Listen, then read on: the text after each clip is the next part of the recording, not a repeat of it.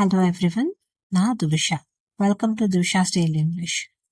இப்போ நம்ம past 3 days வந்து ஆல்பபெட்ஸ், நவுன் அண்ட் ப்ரொனவுன் பார்த்துட்டு இருக்கோங்க. இப்போ டே 4ல நம்ம ஒரு வாக்கியத்துக்கு ரொம்ப இம்பார்ட்டண்ட்டான விஷயம் வேர்ப் பத்தி பார்க்கலாம். ஒரு உயிரினங்கள் உயிர் வாழ்றதுக்கு ஹார்ட் ரொம்ப முக்கியமோ அதே மாதிரி ஒரு வாக்கியத்துக்கு வேர்ப் ரொம்ப ரொம்ப முக்கியங்க. உலகத்துல வர்பு இல்லாம ஒரு வாக்கியம் அமையவே அமையாதுங்க. இப்போ டீட்டெயில்டா பார்க்கலாம். வேர்ப் அப்படின்னா என்னன்னா வினைச்சொல்னு அர்த்தம். வினைனா செயல்னு அர்த்தம். ஒரு செயலை குறிக்கும் சொல் வினை சொல்லுங்க. இப்போ பாருங்க, அந்த என்ன வினைச்சொல்ல வந்து இன்னும் கொஞ்சம் எனக்கு தெளிவா சொல்லுங்கன்னு நீங்க கேட்கலன்னா, ஒரு ஆக்ஷன், அதாவது பாடுறது, சிரிக்கிறது, பேசுறது, எழுதுறது, அந்த மாதிரி நிறைய செயல்கள் செய்யறோம் இல்லைங்களா? அந்த செயல்களை நம்ம என்ன சொல்றோம்னா வினைச்சொல்னு சொல்றோம். இப்போ பாருங்க, அதுக்கு நான் எக்ஸாம்பிள் கொடுத்துருக்கேன். இந்த இமேஜ் பாருங்க. இந்த இமேஜ்ல இந்த குழந்தைங்க பாருங்க, லெஃப்ட் சைட்ல எல்லாரும் உட்கார்ந்துருக்காங்க. கடைசியில இருக்க குழந்தை பாருங்க, முந்தின இருக்க குழந்தை மேல சாஞ்சு உட்கார்ந்துருக்காங்க. அதுக்கு பேரு லீனிங்னு சொல்றோங்க. லீனிங்னா சாய்ந்திருத்தலை குறிக்கிறதுங்க. அவங்க எல்லாம் என்ன பண்றாங்க? சிட்டிங், உட்கார்ந்து கொண்டு இருக்கிறார்கள். அப்போ நம்ம உட்கார்ந்து கொண்டு, சிட்டிங்னா உட்கார்ந்து கொண்டுங்க. இப்ப பாருங்க, அவங்க எல்லாம் ஒரு விஷயத்த கவனிச்சுட்டு இருக்கு. அப்போ நான் என்ன சொல்றேன்னா, அவங்களோட ஆக்ஷனை வாட்சிங்னு சொல்றேங்க. வாட்சிங்னா கவனித்து கொண்டு. இது மாதிரி ஒரு ஒரு செயலை குறிக்கிறது நம்ம என்ன சொல்றோம்னா வினை சொல்லு சொல்றோங்க. நெக்ஸ்ட் பார்க்கலாம். இப்போ நமக்கு ஒரு டவுட் வரும், இந்த வினைச்சொல் வந்து வாக்கியத்துல எப்படி போடுறது, எங்க போடுறது அப்படின்னா, இப்ப பாருங்க, அதுக்கு நான் எப்படி சொல்லியிருக்கேன்னா verb in a sentence. இப்போ children are eating in cafeteria. கேஃபிடேரியான்னு உணவகம்ங்க. இப்போ பாருங்க, இங்க இருக்க குழந்தைங்கள்லாம் கேஃபிடேரியால உணவகத்துல உட்காந்து சாப்பிட்டுட்டு இருக்காங்க. அப்போ சாப்பிட்டுட்டு இருக்காங்கன்றது ஒரு செயல் இல்லைங்களா? அதனால நான் என்ன பண்ணிருக்கேன், சில்ட்ரன் ஆர் ஈட்டிங் இன் கேஃபிடேரியான்னு போட்டிருக்கேங்க. குழந்தைகள் உணவகத்தில் சாப்பிட்டு கொண்டிருக்கிறார்கள். இப்போ இந்த வேர்ப் வந்து எங்க வருதுன்னா, சில்ட்ரன்ங்கிற சப்ஜெக்டுக்கு பக்கத்துல வருது பாருங்க, சென்டர்ல. நான் கீழே ஆரோ மார்க் போட்டு பிங்க் கலர்ல கொடுத்துருக்கேன் பாருங்க. Subject plus verb plus others. நம்ம கேள்விப்பட்டிருக்கோமே, subject plus verb plus object, SVO concept தான் கேள்விப்பட்டிருக்கோம். இது என்னங்க அதர்ஸ் அப்படின்னா, வேர்புக்கு அப்புறம் வர எல்லாமே, வாக்கியத்துல வர எல்லாமே நம்ம அதர்ஸ் போட்டுருக்கலாம். ஏன்னா கேஃபிடேரியாக்கு முன்னாடி பாருங்க, நம்ம இன்னுன்னு போட்டிருக்கோம். அது வந்து என்ன கிராமர் படி என்னன்னு நான் வந்து உங்களுக்கு நெக்ஸ்ட் ஃபியூச்சர் வீடியோல சொல்றேங்க. இப்போ இந்த பேஸ் ஃபார்முலா இதுதாங்க வெரி வெரி ஸ்ட்ராங் ஃபவுண்டேஷன். இந்த slide very strong foundation. Subject plus verb plus others, இது இல்லாம நமக்கு ஒரு வாக்கியம் அமையவே முடியாதுங்க. இந்த ஃபார்முலா இல்லாம, அதாவது இது ஒரு பேஸ் ஃபவுண்டேஷன். இதுல வந்து அடிஷன் டெலிஷன்ஸ் வரலாம், ஆனா இந்த மெத்தட் இல்லாம நம்மளால வாக்கியம் அமைக்க முடியாது. அப்போ சப்ஜெக்டுக்கு பக்கத்துல வர்றதுதாங்க வேர்ப்.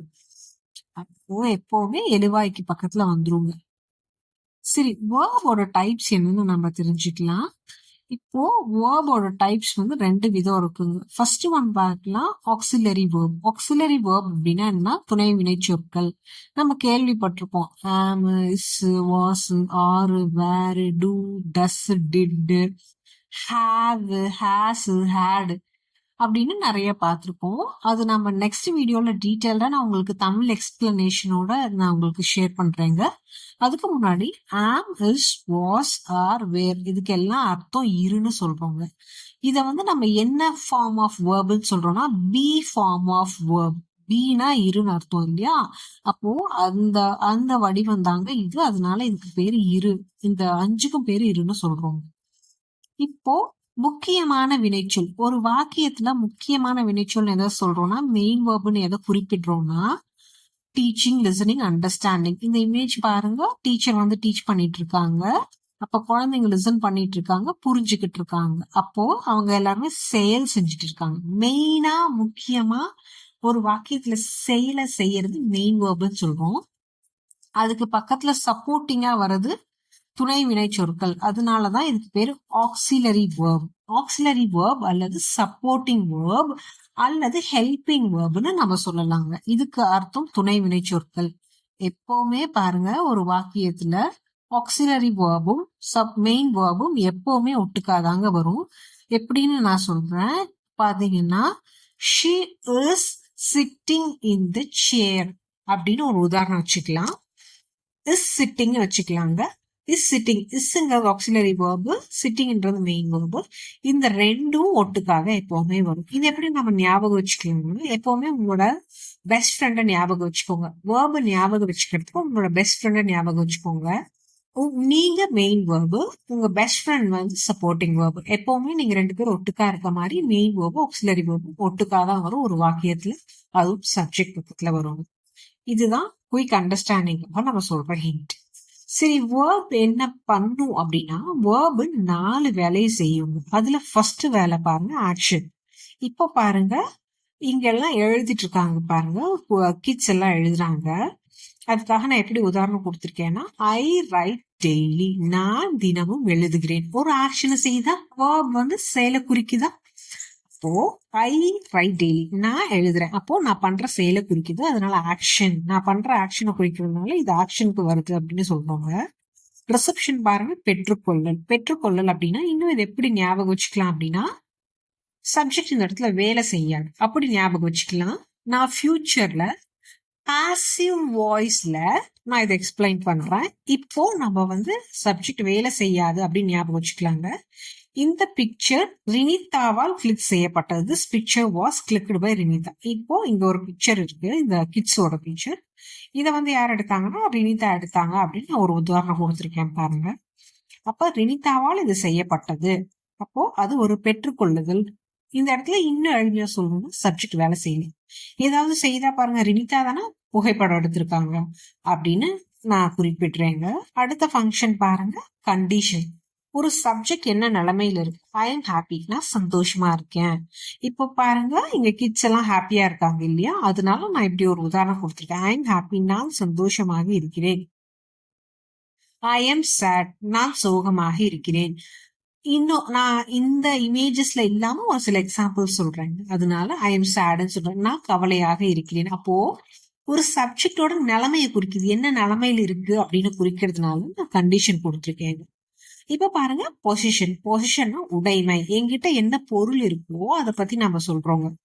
இப்ப பாருங்க, Pratiksha has one yellow colour pencil. இங்க எல்லோ கலர் பென்சில் வச்சுட்டு ஒரு குழந்தை இருக்காங்க பாருங்க, தேர்டா, அதனால நான் அப்படி குறிப்பிட்டிருக்கேன்.